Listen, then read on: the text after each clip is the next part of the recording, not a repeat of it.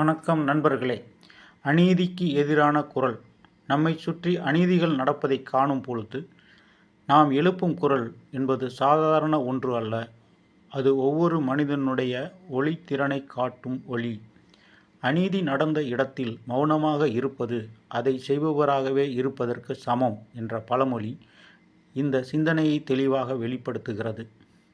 இன்று ஒரு பெண்ணுக்கு நேரும் அநீதி நாளை உங்கள் தாயாரோ சகோதரியோ மகளோ எதிர்கொள்ளும் ஒன்றாக மாறலாம். ஒரு சிறுவனை தாக்கும் அநீதி நாளை உங்கள் மகனின் கதையாக மாறலாம். அந்த நேரத்தில் யாரும் பேசவில்லையே என்று நீங்கள் கேட்பதற்கு பதிலாக இன்று நீங்கள் பேச வேண்டும். மகாகவி பாரதி சொன்னது போல, தூருசையின் மொழிந்திடல் வேண்டும், துணிந்து சொல்லல் வேண்டும், பேருரிமை காக்க வேண்டும், பெயர் மாந்தர் ஆக வேண்டும். இது வெறும் கவிதை இல்லை, அவை ஒவ்வொரு மனிதனின் கடமையை நினைவுறுத்தும் மந்திரம். நாம் சில சமயங்களில் பயத்தினாலோ பராமரிப்பு இல்லாத மனதாலோ மௌனமாக இருக்கின்றோம். ஆனால் இந்த மௌனம்தான் அநீதியின் வளர்ச்சிக்கு வித்தாகிறது. நாம் பேசாத ஒவ்வொரு நிமிடமும் அநீதி ஒரு படி மேலே ஏறும். இது ஒரு சத்தியம். பாராமுகம் என்பது பாவத்தின் ஒரு வடிவம். நாம் எதிர்த்து கொள்வதற்கான நேரத்தை இழந்துவிட்டோம் என்றால் வரலாறு நம்மை ஏன் நீ பேசவில்லை என்று கேட்கும். மார்ட்டின் லூதர் கிங் கூறியது நினைவில் வைக்க வேண்டும். In the end we will remember not the words of our enemies but the silence of our friends. நீதி என்பது சத்தமில்லாததும் மௌனமானதும் அல்ல, அது ஓங்கி எழும் சத்தமாய் இருக்க வேண்டும். நாம் ஒவ்வொருவரும் ஒரு குரலாய் மாற வேண்டும். நம்மால் உலகத்தை உடனே மாற்ற முடியாது, ஆனால் ஒரு அநீதிக்கு எதிராக இன்று நம்மால் பேச முடியும்.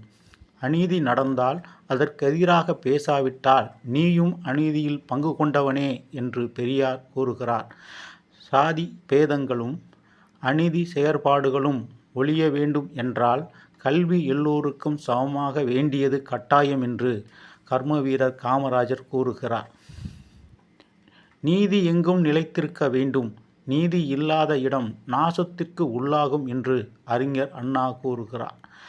அநீதி நடக்கும்போது அரசும் நீதிமன்றமும் மௌனமாக இருந்தால் மக்கள் குரலே நீதியாகும் என்றும், சாதி என்பது மனிதன் மூளையை சுரண்டும் சமூக அநீதியின் கருவி என்றும், நீதி என்பது காலத்தின் பக்கம் நிற்கும் ஒன்று அல்ல, அது நேர்மையின் பக்கம் நிற்க வேண்டும் என்றும், தமிழனுக்கு நேரும் அநீதி மௌனமாக செல்வது எனக்கு மரணம் என்றும், ஒருவன் விழிக்காத நாள்களில் அநீதி தூங்காமல் வேலை செய்கிறது என்றும் கலைஞர் கருணாநிதி கூறுகிறார்.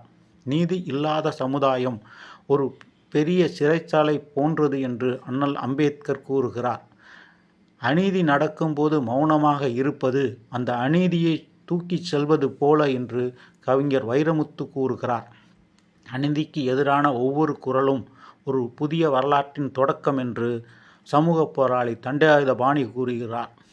எனக்கு மரணத்தை கண்டு பயமில்லை, அநீதிக்கு எதிராக மௌனம் காக்கப்படுவதைக் கண்டே அஞ்சுகிறேன்.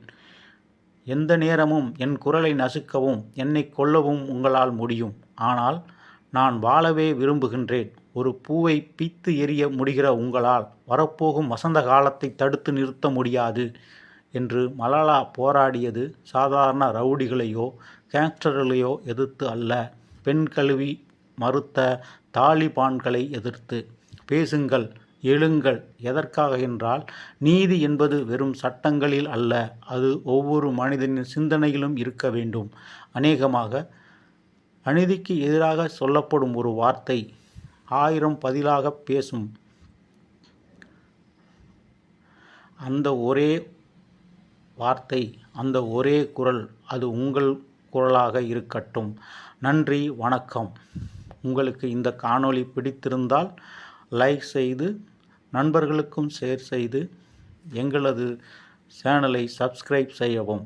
நன்றி, வணக்கம்.